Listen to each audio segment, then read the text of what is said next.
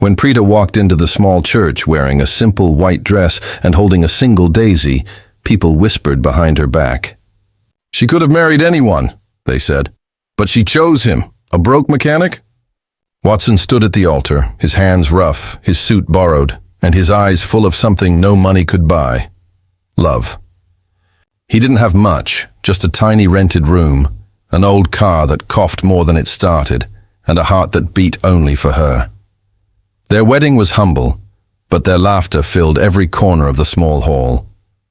Even when her friends stopped calling and her relatives mocked her choice, Preeta smiled.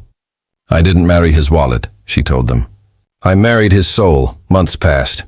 Watson would leave before sunrise and return long after dark, covered in grease and sweat. He never complained, only kissed her forehead and said, "One day, you'll see why I work so hard." Then one morning he didn't come home. Hours turned into days.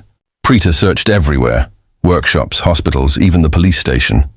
Just as tears blurred her sight, a black car stopped outside their home.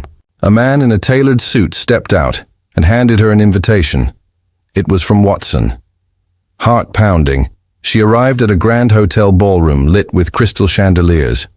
A crowd turned as Watson, now in a perfectly cut tuxedo, walked toward her.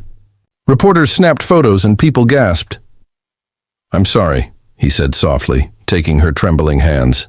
"I wanted you to love me before you knew who I was."